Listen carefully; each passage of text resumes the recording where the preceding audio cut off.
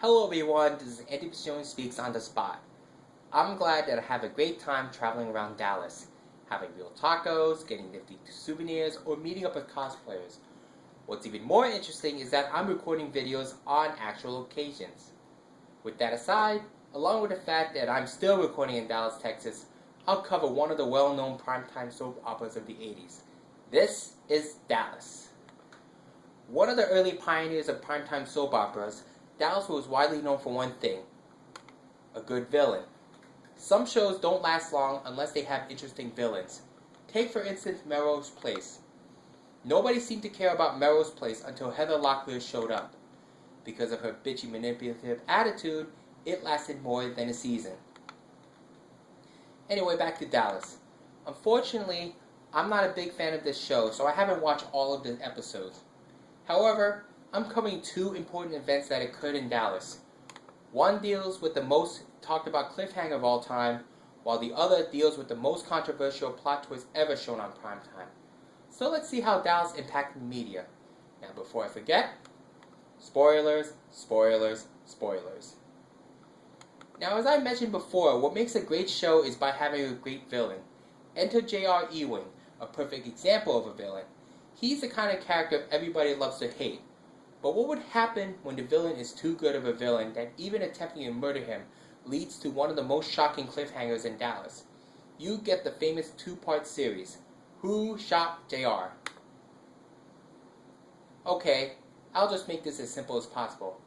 He became a dick toward everybody in Dallas, regarding insider trading, pumping and dumping, or just conning of a scheme.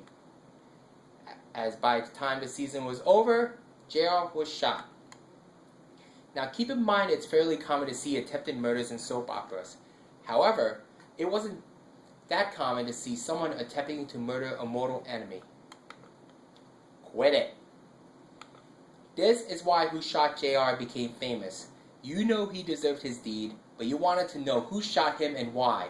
In fact, this famous episode also crossed political lines, and even there was a bookie getting bets on possible suspects. So, do you want to know who shot JR? Look it up yourselves. This is a classic TV legacy impact that led to many imitations. Why do I know about this episode? Simpsons made a great parody on that specific episode, Who Shot Mr. Burns? By the way, if you haven't watched that episode, do so right now. Now since Dallas got juggernaut ratings from Who Shot JR, nothing can possibly go wrong, right? Unfortunately, Dallas would suffer this infamous impact, and it's fairly easy to blame the entire mess toward Patrick Duffy. Now originally Patrick Duffy, aka Bobby Ewing, wanted to pursue other interests despite his enormous success in Dallas. In a bold attempt to exit Dallas, he decided to kill off his character. And boy, did it shook people's couches. People were talking about it left and right, people wanted to know if the relationship was changed due to his death, and people wondered if Dallas would ever be the same again. Turns out, that last comment was too soon. As it turns out, Patrick Duffy's career was in the slumps. In his bold attempt to get back from the brink, he had some nerves to get his old job back at Dallas. In a shocking turn of events, he was back on Dallas. However, producers have to figure out a way to get Patrick Duffy back on the spotlight. So, by the time season 8 ended, resolution was being made, the season was wrapping up, and then this happened. She woke up, heaven knows how long, and found out that Patrick Duffy was alive in the shower. She talked about the dramatic ironies, and for that moment, you can hear people banging their heads to the wall.